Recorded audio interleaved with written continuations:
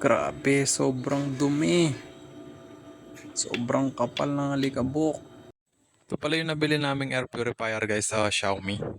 Sobrang effective nito guys, kahit yung amoy ng pagkain sa kwarto natatanggal niya. Kulob kasi yung kwarto namin guys, kaya bumili kami ng ganito para ma-purify yung hangin. Ang dahil din pala dito, nabawasan yung pag-hatching namin sa tuwing umaga. Meron itong tatlong mode. Meron siyang automatic, meron siyang manual, meron ding sleep mode. Pag naka-manual pala siya, kayo yung magde-decide kung gaano kalakas yung gusto niya sa fan. Siyempre, mas malakas, mas madami siyang nahihigop ng mga particles. Yung automatic naman, gustong bibilis yung fan niya pag may mga na-detect siyang mga smoke or mga pollen or kahit mga likabok.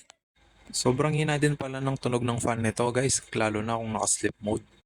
Halos 4 months na pala namin itong ginagamit na hindi pa nabubuksan. Ngayon, check naman natin yung filter niya kung gaano nakadumi. Sobrang dali lang din buksan nito guys. Iikot mo lang yung sa ilalim tapos lalabas na yung filter. Ayan guys, sobrang alikabok na pala. Sa 4 months naming paggamit, yan na yung naipon niyang alikabok sa loob ng filter.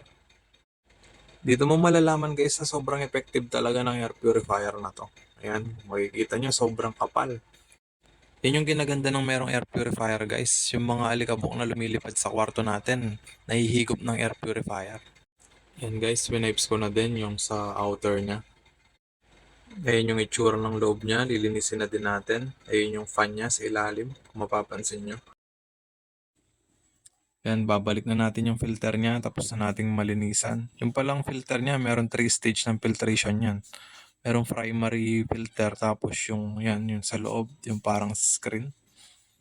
Tapos yung pinakaloob niyan, meron din siyang activated carbon na filter.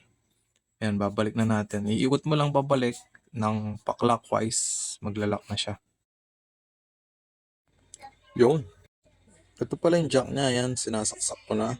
Tapos yung adapter niya, parang malaking charger. Yan.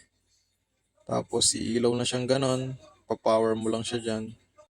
Kung mapapansin nyo yung wifi na nagbe-blink na yun, yan, nakukonect kasi siya sa wifi. Tapos gagamitin mo lang yung app na Mi Home yung tawag na download yun sa Play Store. Papakita ko sa inyo kung paano gamitin.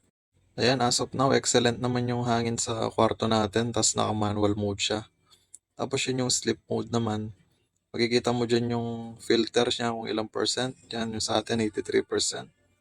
Iba-iba yung settings. Kalkalin nyo na lang. Yan, naka-manual tayo. Depende sa bilis ng fan na gusto nyo. Tapos yan, yung automatic. Kung excellent yung hangin sa kwarto nyo, kusang babagal yung fan niya. Yan, kaso kami ginagamit namin is yung manual. Para hindi ka na mag-worry sa quality ng air mo sa kwarto, pumili ka na ng ganito. Click mo lang yung yellow basket.